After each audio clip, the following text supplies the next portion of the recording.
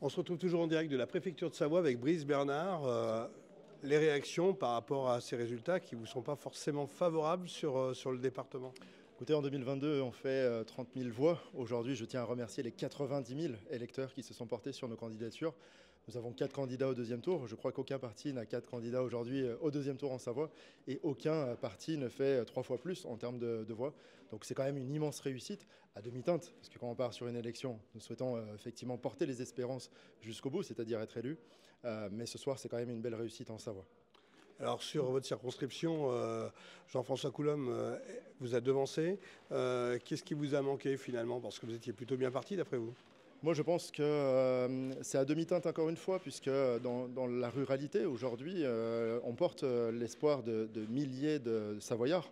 Mais je crois qu'effectivement, sur la ville, qui bénéficie peut-être d'un ensemble de services, d'un ensemble de moyens, les voix partent effectivement sur la gauche. Et puis, cette alliance, encore une fois, qui va du NPA, dont certains soutiennent des gens comme Raphaël Arnaud au fichier S, qui aujourd'hui, ce soir, est député, jusqu'à LR, cette alliance de circonstances contre le Rassemblement national, finalement, a stoppé les espérances des Savoyards sur cette circonscription. Je pense, au-delà de ça, qu'il manque peut-être un ancrage local, un ancrage territorial, peut-être un peu plus prononcé, pourquoi pas ici, à Chambéry en tous les cas. Et je nourris l'espoir qu'en 2027, nous fassions un score un peu plus élevé. Marie Dochy, en Maurienne, a été battue par Émilie Bonivard.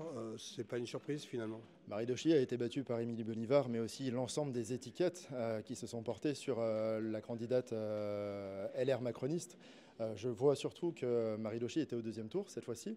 Elle a fait plus de 40%, et puis il y a toujours cet ancrage qui continue sur Saint-Jean-de-Maurienne et qui bénéficie encore une fois à Marie Dochy, puisqu'elle est en progression en termes de vote.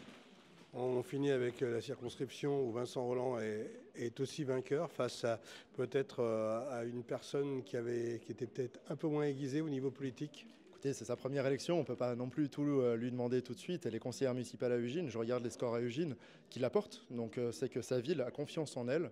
Je crois qu'il y a encore du travail forcément à faire, mais je ne doute pas que Pauline continuera ce travail d'ancrage local et qu'elle portera encore une fois la voix de sa deuxième circonscription au plus haut en 2027. Un mot sur Tiffany Degois qui s'est fait battre par Marina Ferrari.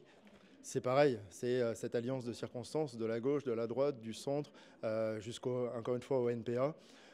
Tiffany n'a pas démérité parce que je crois qu'elle fait un très bon score. La dernière fois, nous avons fait plus de 9 500 voix, là 27 000. Donc elle multiplie effectivement les voix du Rassemblement national et de ses alliés. Donc elle a porté aussi une espérance LR-RN, cette alliance.